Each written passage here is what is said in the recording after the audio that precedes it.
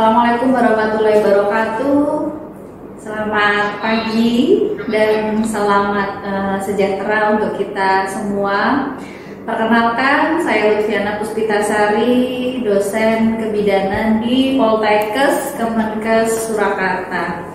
Pada pagi hari ini saya akan sharing untuk pembelajaran bagaimana menolong asuhan persalinan normal dengan menerapkan 60 langkah KPN. Sebelum teman-teman semuanya mengikuti dari langkah-langkah 60 langkah KPN tersebut, silahkan like dan subscribe video ini agar kalian terus mendapatkan konten video menarik dari kami. Terima kasih, selamat menyaksikan. Ya. Untuk 60 langkah APN, ya, yang pertama adalah tanda gejala kala 2. Jadi kita harus memperhatikan apa sih tanda gejala kala 2 itu. Jadi yang pertama adalah ada dorongan ingin meneran. Jadi ibu pengen mengejar. Yang kedua adalah ada tekanan pada anus. Jadi anusnya ada tekanannya. Kemudian yang ketiga perineum menonjol, dan yang keempat adalah vulvanya membuka. Ketika kita sudah melihat tanda gejala kala 2, langkah selanjutnya adalah siap alat, siapkan diri. Alat apa yang harus disiapkan? Kita harus mempersiapkan dan ngecek apakah parteset ini lengkap, ya. Jadi parteset ini sudah dalam kondisi steril dalam bak instrumen steril, ya. Ini saya umpamakan sudah steril. Saya hanya menjelaskan saja dalam parteset ini terdiri dari 2 lem, ya, ini untuk lem tali pusat. Kemudian ada gunting tali pusat. Kemudian ada setengah koker. Ini untuk memecah selaput ketuban. Kalau pembukaan sudah lengkap, namun selaputnya belum pecah. Dan ada juga kateter. Kateter ini bisa kateter karet ataupun kateter logam. Kemudian ada kasa steril, ya. Kemudian di sini ada handscoon, 2 pasang handscoon. Ya, handscoonnya adalah handscoon steril.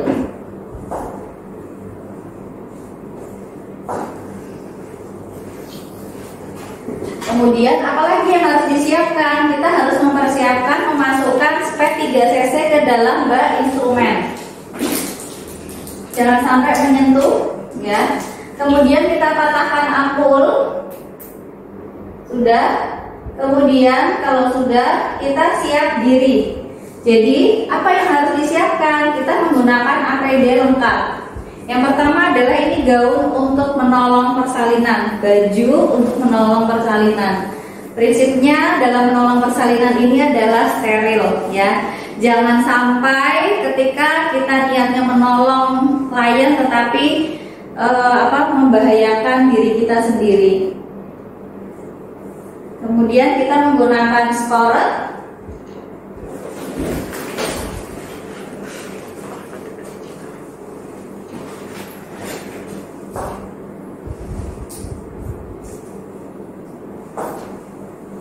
Kemudian menggunakan penutup kepala, ya.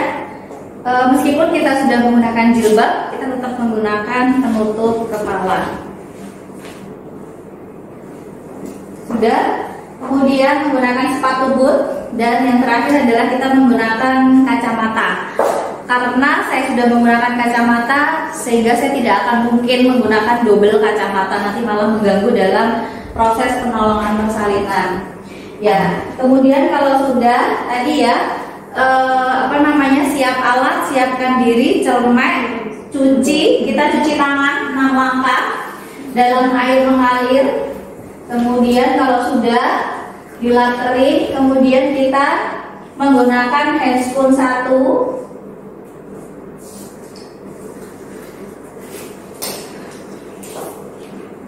Kemudian kita nyedot oksitosin yang ampulnya tadi sudah kita patahkan. Kita nyedot oksitosin sudah. Kemudian kita menutupnya dengan one hand, jadi menggunakan 1 tangan. Kalau sudah, selanjutnya adalah kita ngecek apa yang harus dicek pembukaannya apakah sudah lengkap atau belum, sehingga kita harus mempersiapkan bengkoknya didekatkan ke sini ya. Kemudian kapas sublimatnya didekatkan ke sini ya. Kemudian kita minta tolong ibu, saya akan memastikan apakah pembukaannya sudah lengkap atau belum ya. Kita minta tolong, kalau ada keluarganya minta tolong dibantu untuk memposisikan ibu dalam posisi dorsal recumbens. Minta tolong ya Bu ya, dibantu. Kalau sudah, pastikan pembukaan lengkap, bersih, PD, celup, DJJ. Jadi kita melakukan vulva hygiene ya, melakukan vulva hygiene. Tangan non dominan membuka vulva. Jadi membuka vulva, kita menggunakan kapas sublimat pada labia mayora yang terjauh dulu terlebih dahulu.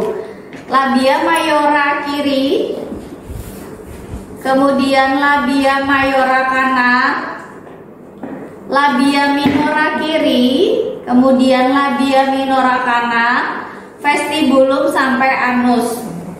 Apakah kita perlu ganti handscoon? Tidak, celupkan saja dalam larutan klorin ya.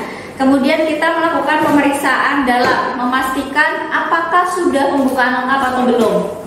Kita buka vulva, kita masukkan dengan jari tengah terlebih dahulu, kemudian jari telunjuk. Ketika tangan kita sudah masuk, tangan non dominan, kita melakukan fiksasi ke arah fundus. Jadi fundusnya kita pegang ya, kita lakukan fiksasi. Kemudian kita menilai, yang pertama adalah serviknya. Serviknya tidak teraba, kemudian selaput ketuban utuh, pembukaan lengkap, presentasi belakang kepala, denominatornya adalah ubun-ubun kecil di jam 1, penurunan kepala ada di hot 4, kemudian tidak ada molase, tidak ada lilitan tali pusat. Kalau sudah tangan kita keluar, kita tidak perlu bilang STLG positif karena pembukaan sudah lengkap, darah sudah banyak, sehingga sudah jelas darahnya pasti banyak.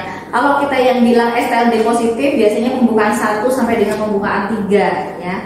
Kalau sudah, kemudian kita buang, kita celupkan handscoon di larutan klorin dalam kondisi terbalik. Kemudian kita cek DJJ, posisikan ibu kembali, kakinya lurus ya Bu ya. Saya akan melakukan pemeriksaan denyut jantung janin ibu. Untuk melakukan DJJ, kita harus melakukan palpasi terlebih dahulu, menentukan arah punggung bayi. Punggungnya ada di sebelah kanan, berarti nanti posisi DJJ ada di bawah pusat sebelah kanan. Kita hitung selama 1 menit penuh, karena kita akan mengobservasi apakah denyut jantung janin itu reguler atau tidak. Selama 1 menit penuh, 148 kali per menit dan reguler teratur. Kalau sudah, kemudian selanjutnya adalah siap ibu dan keluarga ya. Siap ibu dan keluarga, beritahu ibu bapak ibu, ini pembukaan sudah lengkap. Silahkan ketika nanti ibu ingin mengejar, ibu angkat kaki ibu, didekatkan ke arah dada.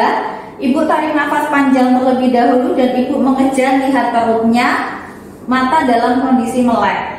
Bapak, ini pembukaan sudah lengkap. Ketika nanti ibu ingin mengejar, mohon dibantu. Dan ketika ibu nanti beristirahat, silahkan diberi makan atau minum ya. Bidan sambil melakukan palpasi, dipegang perutnya apakah sudah kontraksi atau belum ya.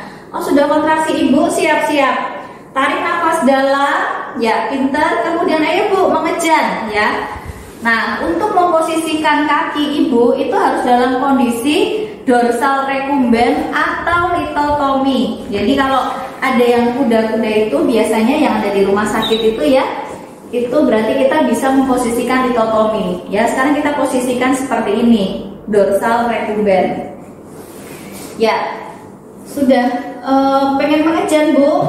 Ya, tarik nafas panjang terlebih dahulu. Ibu mengejar, kakinya didekatkan seperti ini. Ya, pintar.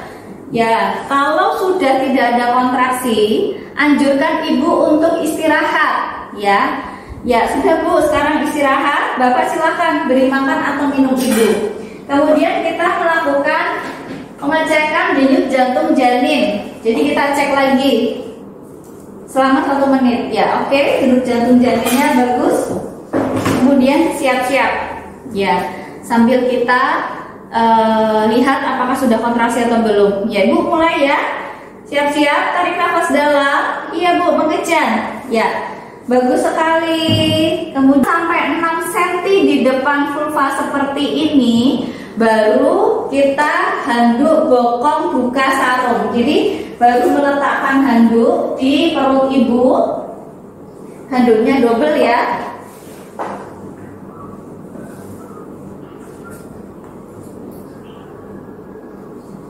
Dua, karena yang satu nanti untuk mengeringkan.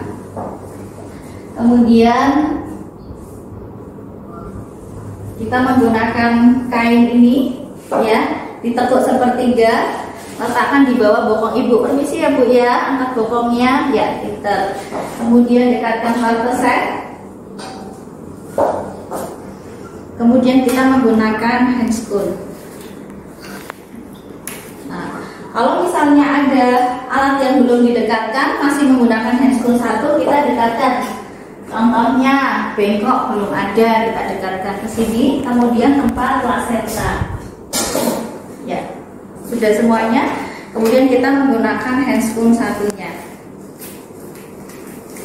Kalau sudah, kemudian kita tolong. Jadi tolong kepala, bahu, badan.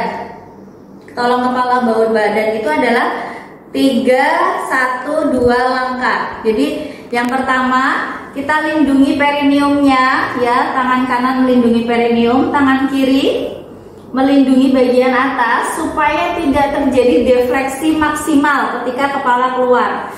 Ya Bu, pintar, ya Bu, mengejar. Ketika kepala sudah keluar, kita kemudian melakukan pengecekan lilitan. Apakah ada lilitan atau tidak? Oh, tidak.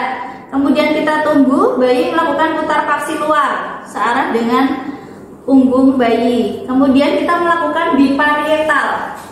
Biparietal itu tangan dominan ada di atas, tergantung kita kidal atau tidak. Kalau kita tidak kidal, berarti tangan kanan ada di atas.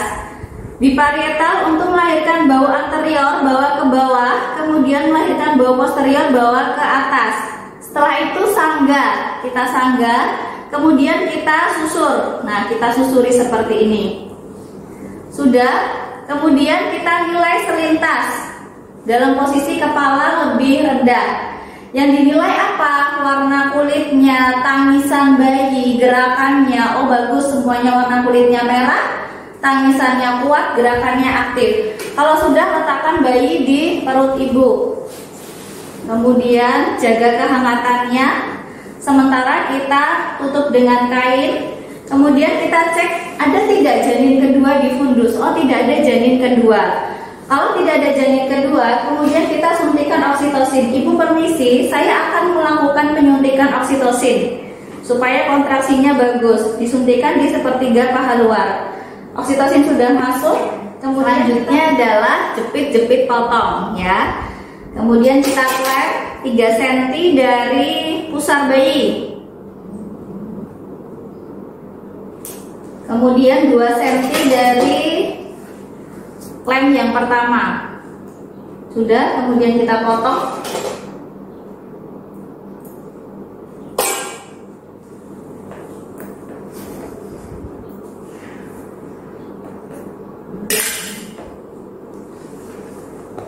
Kemudian kita ganti, keringkan ya. Jadi kita keringkan itu kita ganti dengan kain yang kering supaya tidak terjadi hipotermi pada bayi. Letakkan di linen kotor. Kita lakukan IMD selama 60 menit. Ya, Ibu, ini biarkan bayi Ibu menyusu dengan sendirinya ya. Permisi ya Bu ya. Sambil nanti saya membantu proses pertolongan plasentanya. Ibu melakukan IMD. Nah, kita bawa dalam kondisi kepala bayi ada di tengah kedua payudara, menghadap ke salah satu payudara. Kemudian kita tutupi dengan handuk yang kering. Kepalanya kita tutupi seperti ini karena kehilangan panas terbesar ada di daerah kepala. Ya, sambil dipegang ya Bu ya, bayinya. Nah, seperti ini, oke? Sudah. Selanjutnya adalah kita melakukan manajemen aktif kala 3. Apa saja? Oksi, PTT, plasenta, masase. Oksi tadi sudah. Kemudian kita melakukan PTT. Sebelum kita melakukan manajemen aktif kala 3, kita melakukan pengosongan kandung kemih terlebih dahulu supaya tidak mengganggu kontraksi, ya. Jadi kita mengosongkan kandung kemihnya. Permisi ya Bu ya, saya kosongkan kandung kemih Ibu terlebih dahulu. Kita kosongkan. Kalau sudah, kita melakukan manajemen aktif kala 3. Dekatkan klem 5-6 cm di depan vulva. Kemudian namanya manajemen aktif kala 3. Jadi yang aktif adalah bidannya, bukan kliennya. Kemudian kita lakukan tangan mendominan dorsokranial. Kita tegangkan tali pusat bertambah panjang. Tanda-tanda pelepasan plasenta ketika kita melakukan PTT, tali pusat bertambah panjang, uterusnya globuler. Uterus globuler itu keras ya. Jadi terus ada semburan darah, berarti plasenta sudah mulai terlepas. Kita dekatkan lagi 5-6 cm di depan vulva. Kemudian tangan kiri dorsokranial. Nah, ketika plasenta sudah terlihat di depan vulva, kita putar searah jarum jam, kita pilih. Jangan sekali-kali menarik selaput, ya. Jadi kita ikutin saja sambil kita keluarkan sedikit demi sedikit. Kalau sudah, kita letakkan di tempat plasenta, kita langsung melakukan masase supaya kontraksinya bagus, ya. Kita lakukan masase, dipastikan kontraksinya bagus. Kontraksinya sudah bagus, TFU2 jari di bawah pusat, berarti insya Allah tidak ada masalah. Baru kita ngecek kelengkapan plasenta. Untuk ngecek kelengkapan plasenta itu ada area di maternal, sisi maternal itu adalah di sini, ini adalah sisi maternal. Kemudian ada area di sisi fetal. Untuk sisi maternal kita ngeceknya menggunakan kasa. Apakah ada kotiledon yang masih tertinggal di dalam.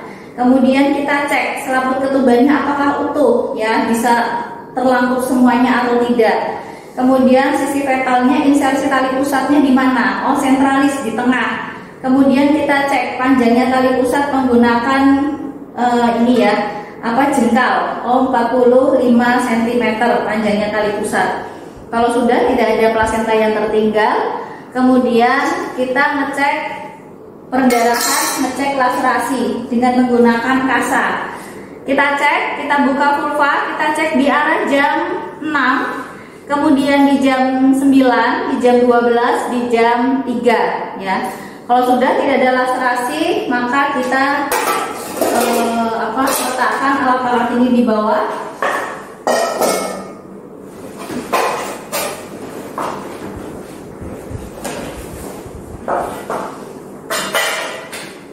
Celupkan tangan di larutan klorin. Kemudian kita ajarkan ibu dan keluarga untuk melakukan masase, memastikan kalau perdarahannya bagus dan kontraksinya baik. Ibu, ini silahkan dipegang perutnya. Kalau keras seperti ini berarti kontraksinya bagus. Kalau lembek silahkan ibu melakukan masase. Caranya searah jarum jam seperti ini, ya. Jadi kita putar searah jarum jam. Bapak nanti kalau ibu lelah bisa bapak melakukan masase pada perut ibu supaya kontraksinya bagus. Sudah paham? Ya, sudah. Oke, kalau sudah, kemudian kita cek tanda-tanda vital ibu, ya. Kita cek tanda-tanda vital ibu, kita cek nadi ibu. Kemudian kita cek respirasinya selama 1 menit, ya. Kemudian kita cek tensi ibu, ya. Semuanya dalam batas normal. Kalau sudah dipastikan normal, semuanya baik, maka kita memastikan ibu dalam kondisi nyaman. bersihkan ibu terlebih dahulu.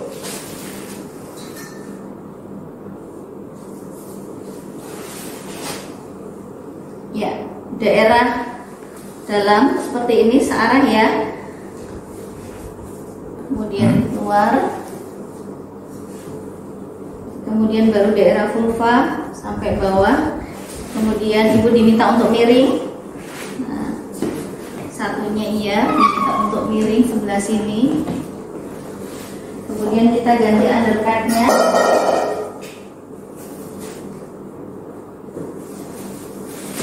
Kita ganti undercutnya dengan yang bersih.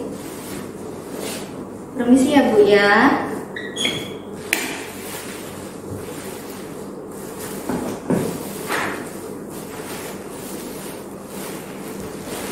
Buang di sampah infeksius.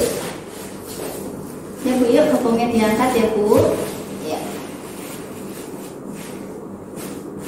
Kemudian pastikan ibu nyaman. Ibu nanti ini selama 2 jam kita akan melakukan observasi jumlah darah yang keluar.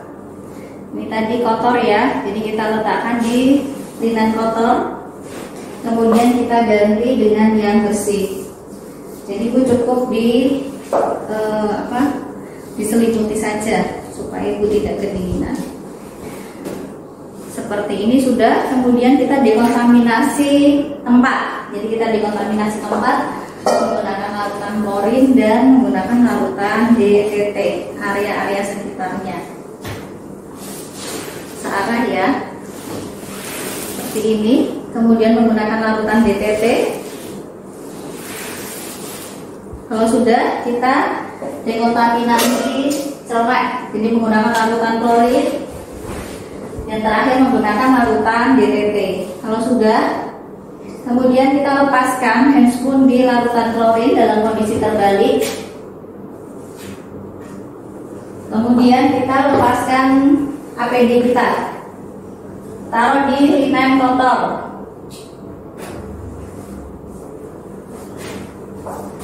Sepatu bootnya dilepas, kemudian kacamatanya dilepas, semuanya dilepas.